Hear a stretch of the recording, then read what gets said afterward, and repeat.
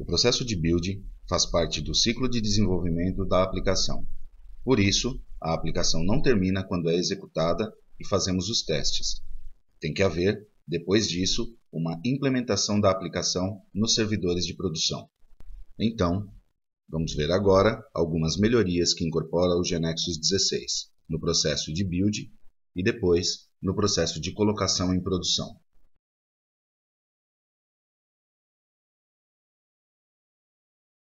Vejamos primeiro, na parte de build, que adicionamos um novo gerador, .NET Core, que não substitui o gerador .NET que temos agora. Os dois codificam em C#. Assim, continuarão coexistindo, mas veremos algumas características disso. Depois, veremos também que o usuário possa criar seus próprios logs, os logs de sistema, por meio de uma API, chamada de LogAPI. Veremos também eventos de build, ou seja, que poderemos executar tarefas imediatamente antes ou depois de um build, com a possibilidade de codificação destes eventos. E, finalmente, vamos falar sobre uma API que nos permite ler a configuração da aplicação em execução, aquela configuração que é guardada em variável de ambiente, nos arquivos de config. Isto poderemos ver através de uma API. O gerador .NET Core é a nova versão do gerador que a Microsoft possui. Talvez um dia ele substitua o gerador .NET, mas ainda não. É um gerador multiplataforma, de código aberto, isto é, compatível com Windows, Linux e Mac. É um gerador que serve para gerar aplicações web e também aplicações de console, ou aplicações no servidor. Quer dizer que é uma ferramenta bastante completa, mas por enquanto a Microsoft tem a estratégia de que siga coexistindo. Por esta razão, nós em GeneXus também, embora possamos gerar em .NET Core, vamos seguir tendo o gerador .NET, e ambos geram em C#. Então, já temos a possibilidade de gerar com esse gerador. E lá no wiki você tem o link do que pode ser usado. Bom, a LogAPI. Até agora, o usuário poderia ter algumas propriedades, por exemplo, Default Log Level Property, selecionada, e Log Output. Podíamos configurar diferentes níveis de debug, podíamos fazer com que se escreva, mas sempre o log do sistema.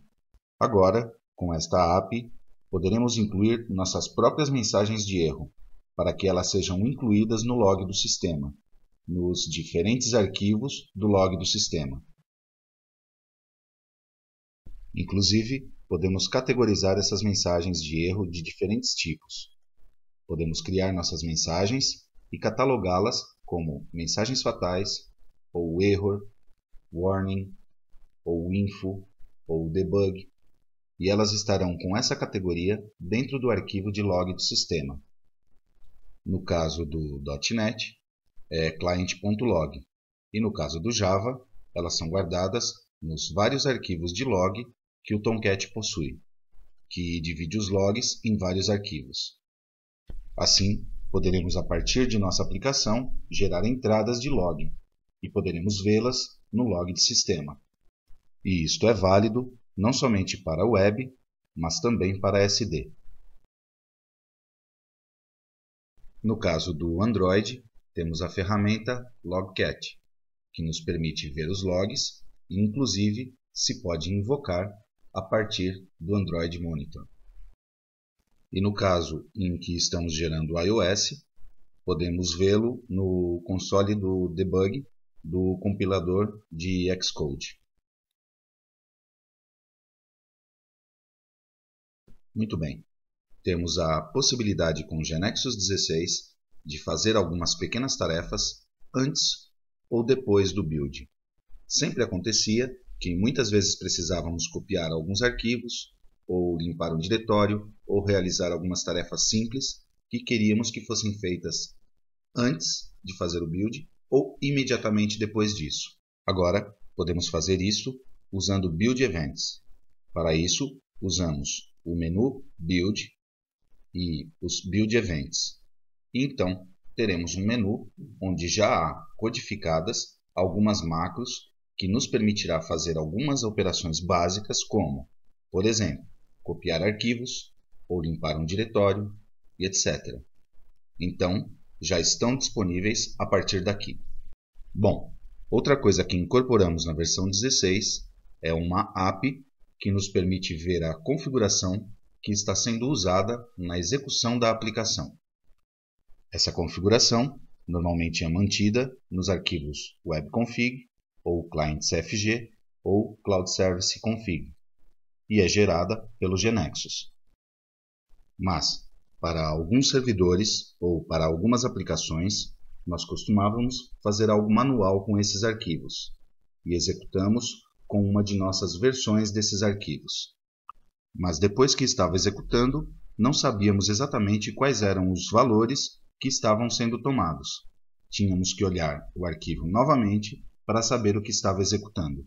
Agora, a partir de runtime, ou seja, a partir da execução, poderemos ter acesso aos valores desses arquivos e obter informações sobre qual é efetivamente a configuração utilizada para a execução, e não apenas em relação a esses arquivos padrão, mas também em relação às variáveis de ambiente. Por exemplo, em Java, se configuram as variáveis de ambiente e se guardam certos valores, assim que a partir da execução poderemos consultar essas variáveis de ambiente para saber como está rodando nossa aplicação.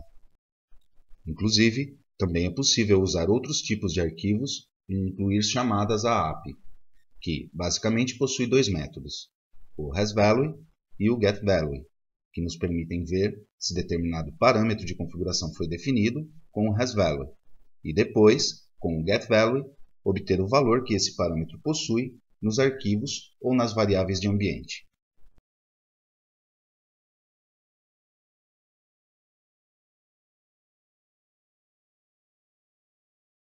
Bem, vejamos agora algumas mudanças referentes ao tema Deployment. Basicamente, três coisas estão disponíveis. Agora, será possível fazer um export da reorganização. Também veremos algumas melhorias que existem na ferramenta Application Deployment Tool, que é a aplicação que usamos agora para implantar as coisas, que já vem desde a Evolution 3, últimos upgrades, e também algumas mudanças no Cloud Deployment Services, principalmente com relação ao F6. No que diz respeito à exportação da reorganização, antes se criava sempre um reorg.exe, com as modificações da última reorganização. Então, o que tínhamos que fazer era copiar esse reorg.exe para o nosso servidor de produção e depois executá-lo, com o qual eram feitas as mudanças desde a última reorganização que havíamos feito. Agora, fazendo o build, export reorganization, teremos a possibilidade de empacotar tudo o que é necessário para que essa reorganização seja executada. Por exemplo, no caso de Java, você cria um jar, com todo o necessário para a reorganização. Isso não mudou muito em Java, mas em .NET, agora o que temos é um zip, onde se empacota a reorganization.dll e o reorg.exe, e isso pode ser levado ao server e usá-lo diretamente de lá. No entanto, sempre levando em conta que isso ocorrerá com as alterações da última reorganização. Se é a primeira vez que se está fazendo uma reorganização, as tabelas e as estruturas serão criadas na base de dados. Mas se for uma reorganização posterior, serão feitas somente as modificações desde a última reorganização. Assim, você precisa ter cuidado com as versões e ver quais foram as mudanças que foram feitas.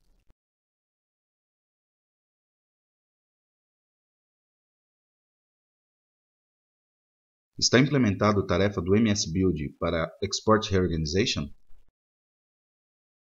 Sim, e isso também é para o .NET Core.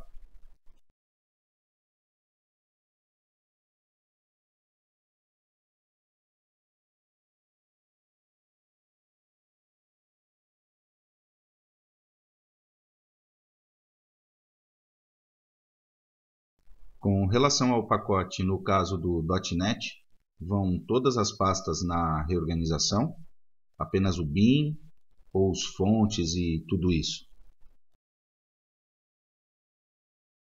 Bem, não, aqui estamos falando somente sobre o necessário para realizar a reorganização na base de dados, ou seja, o que vai é a reorganization.dll e o reorg.exe. Bom, no que diz respeito à Application Deployment Tool, que é a ferramenta que temos agora para fazer deploy de aplicações, se lembram que há muitos anos tivemos o Deployment Wizard, que nos permitia criar um WAR quando fazíamos um deployment em Java. Mas nós não tínhamos uma ferramenta para fazer o deployment em .NET. Houve sim, em algum momento, uma extensão que nos permitia salvar tudo isso em uma pasta e depois levá-la ao servidor. Mas não havia uma ferramenta capaz de empacotar tudo isso. Agora, a partir da versão 15, na verdade, desde o Evolution 3, últimas versões, já tínhamos disponível essa aplicação. Agora, no 16, temos algumas vantagens e algumas mudanças. Por exemplo, poderemos usar os serviços de Lambda do Amazon Web Services, permitindo-nos responder a eventos de nossa aplicação. Assim, o serviço permitirá responder a eventos que se realizem de nossa aplicação. E a mesma coisa acontece com os upgrades, que serão serviços REST de front-end desses serviços. E tudo isto sem nos preocupar em ter um servidor, instalar todo o software. Isso é serverless. Os serviços estão disponíveis e apenas usamos os serviços e não precisamos nos preocupar em fazer a instalação do servidor na nuvem. Em seguida, temos a geração de arquivos EAR para quando estamos criando um Java Beans. Veremos também que poderemos implantar em containers de Docker, e isso é muito bom, no sentido que poderemos gerar uma implantação em algo similar a uma máquina virtual, mas ela será muito mais leve, porque só virtualizará a parte de software, mas não o hardware. Isso será explicado mais adiante.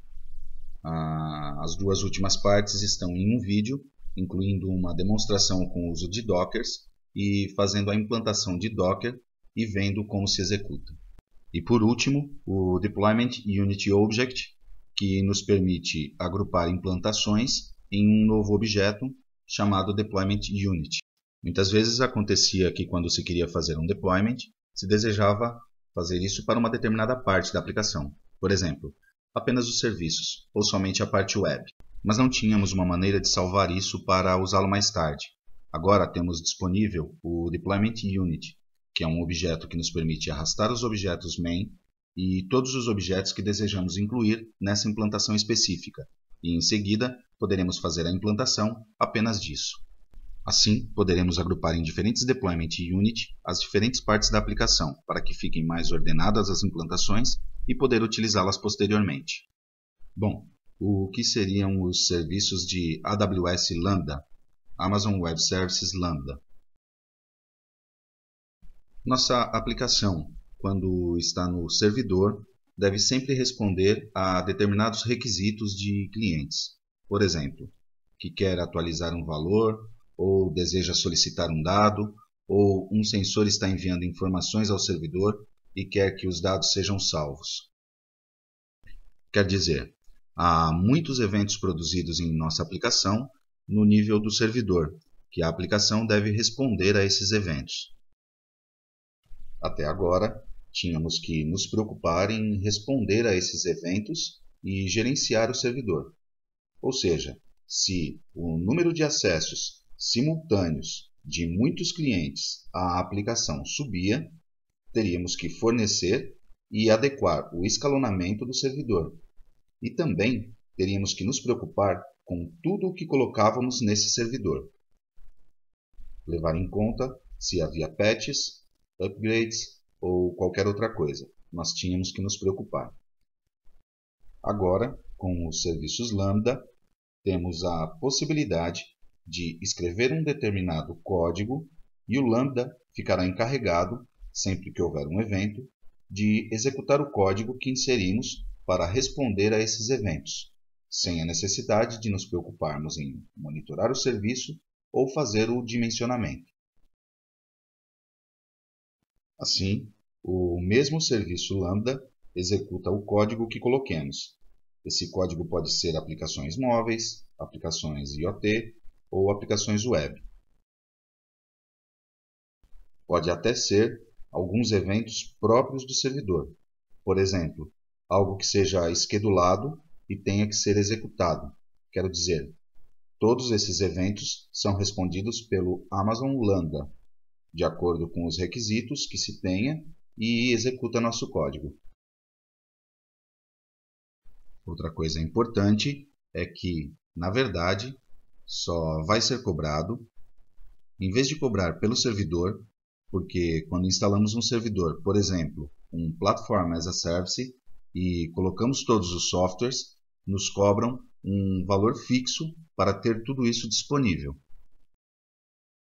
Nesse caso, o servidor será fornecido pela Amazon Web Services, através de serviços. Estamos consumindo serviços e só será cobrado cada vez que se use este serviço. Então, toda vez que há um evento e esse evento seja respondido com um código, o responde um serviço Lambda. Só nos é cobrado pelo tempo que isso foi utilizado, de modo que esta função serverless é muito mais econômica e, além disso, não precisamos nos preocupar com manutenção de software e upgrades que seriam necessários se o gerenciamento de software estivesse sob nossos cuidados. Bem, quando utilizamos, tem pensado em fazer algo para o mundo Azure de forma similar, como as funções ou lojas virtuais que também funcionam da mesma maneira? Sim, acho que ainda não está disponível, mas está dentro das linhas, de fato. Em todas as nossas plataformas em que temos servidores na nuvem, tentamos fornecer serviços semelhantes a esses, desde que o provedor os tenha. Bom, quando se usa os serviços Lambda e deseja acessar os serviços da aplicação web, é necessária uma interface REST com a qual a aplicação web possa interagir com esses serviços Lambda. Então, para isto, existe a API Gateway, que permite que a aplicação web tenha uma interface de entrada, ou seja, alguns serviços REST publicados, os quais podemos invocar para poder acessar os serviços. Da mesma forma, se paga somente cada vez que a aplicação web acessa, por meio da API Gateway, aos serviços do Lambda, e, da mesma maneira, tudo isso estaria dentro do que seria serverless. O Lambda também poderia acessar a outros serviços próprios que tem a Amazon, como o DynamoDB ou outras external apps, e toda esta ponta, a porta de entrada a tudo isto, é uma interface REST fornecida pelos API Gateway. Agora, como usamos isto a partir do GNexus? Bem, o que fazemos é, em Build, Deploy Application, e o que escolhemos aqui é o Amazon Web Service Serverless Deploy. E o que fazemos aqui é configurar a Encryption Key, as credenciais que tenhamos para poder acessar a esses serviços Lambda que contratemos, e em seguida, simplesmente, ao fazer Deploy, faremos o deploy utilizando o Amazon Web Service Lambda. No caso de aplicações web, da API Gateway.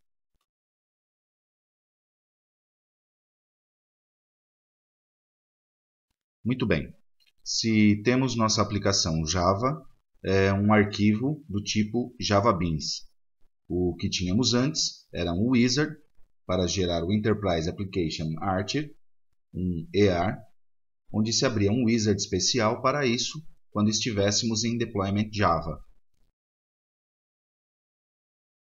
Agora, isto está integrado na Application Deployment Tool, portanto, basta arrastarmos um JavaBeans para a janela da Application Deployment Tool para que se gere o arquivo EAR correspondente, o Enterprise Archive.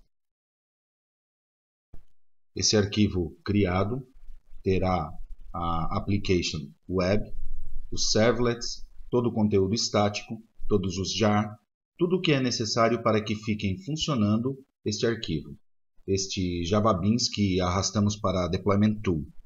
Isso não estava disponível, agora já está integrado dentro da Deployment Tool do GeneXus 16.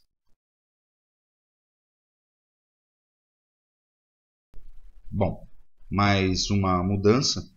Quando pressionamos F6, o que estamos fazendo é fazer um deployment ao serviço que tenhamos contratado em alguns dos provedores de cloud, que para isso, previamente GeneXus pode nos ajudar a configurar o ambiente necessário para que possamos fazer um deployment na nuvem, ou você mesmo pode fazer isso. Existe um livro com toda a documentação para fazê-lo, mas na verdade é mais fácil e não é nada caro solicitar os serviços de GeneXus para ajudá-lo a preparar todo o ambiente e que fique pronto para fazer o deployment.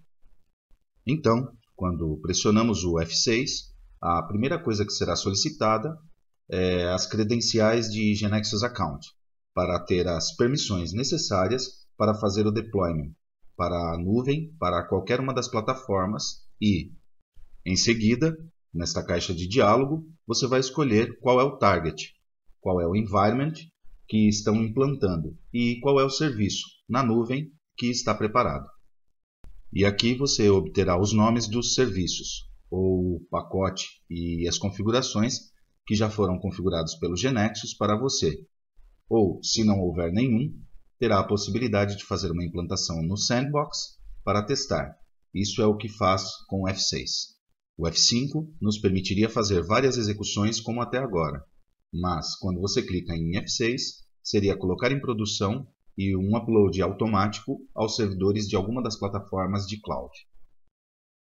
Agora, a diferença que tem a versão 16 é que, até agora, estes serviços que estavam na nuvem eram do tipo IaaS, Infrastructure as a Service, mas agora também podem ser Platform as a Service. Portanto, isso é com a versão 16.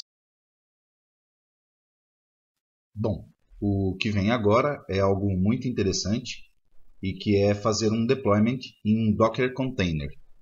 A empresa Docker, existe um produto também chamado Docker, que são containers que permitem fazer o deployment em uma espécie de máquina virtual, mas muito mais leve. Em vez de continuar com isso, nós temos um vídeo que fala sobre este tema e também fala depois do uso do Deployment Unit Object. E inclusive temos uma demonstração do uso de Docker, que é muito boa. Então, obrigado.